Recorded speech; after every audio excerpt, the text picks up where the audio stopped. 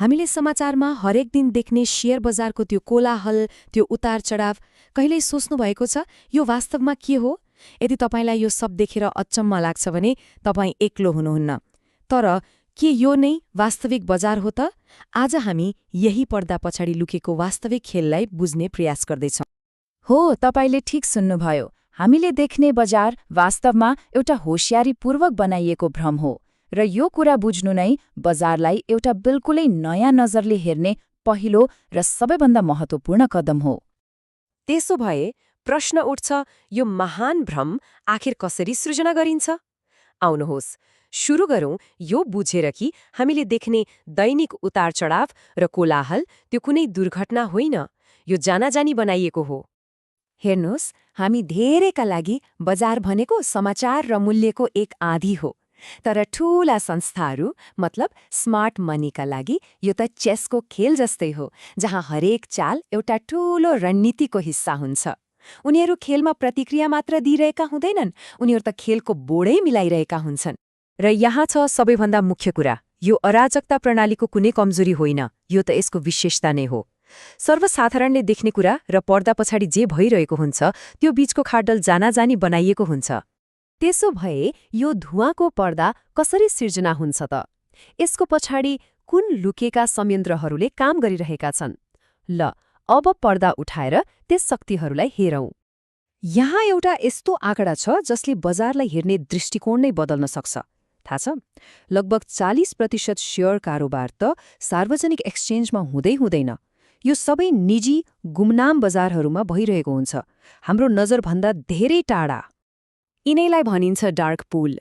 यसलाई एउटा प्राइभेट ब्याकरुम जस्तै सोच्नुहोस् न, जहाँ ठूला संस्थाहरूले सर्वसाधारणलाई थाहै नदी करोडौं अरबौंको शेयर किन बेच गर्न सक्छन्।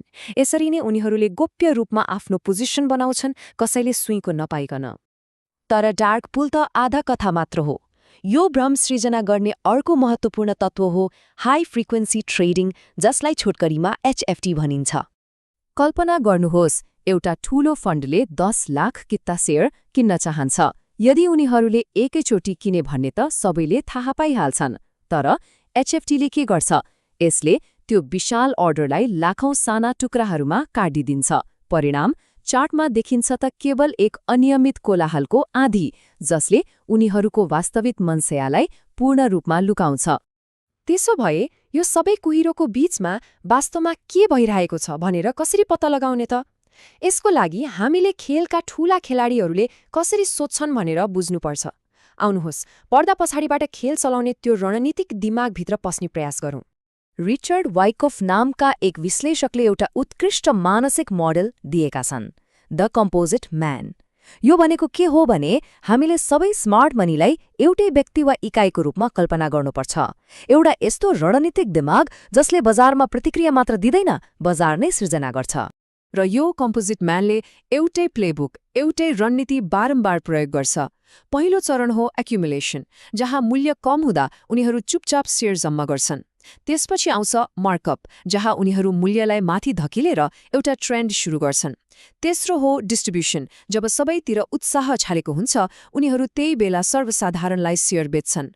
र अन्तमा मार्कडाउन, जहाँ उनीहरू आफ्नो समर्थन फिर्ता लिन्छन्, मूल्य घट्न दिन्छन् र फेरि अर्को चक्रको लागि तयारी गर्छन्।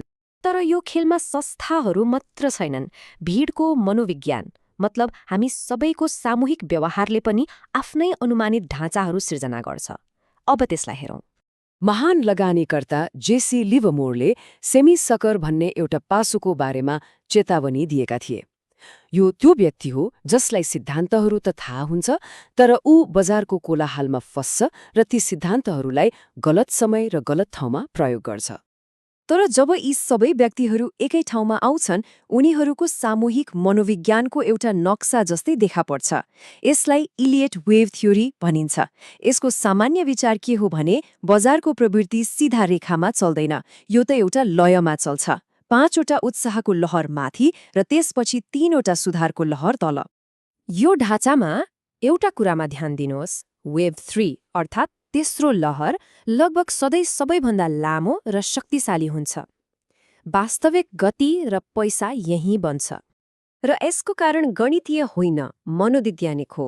वेब3 त्यो क्षण हो जब प्रवृत्तिले मेन स्ट्रिममा चर्चा पाउँछ, समाचारमा आउँछ र सबैजना एकैपटक हाम फाल्छन्। यो भिडको शक्तिको प्रत्यक्ष प्रदर्शन हो। ल, हामीले संस्थागत चक्र र भिडको मनोविज्ञानलाई हेर्यौं।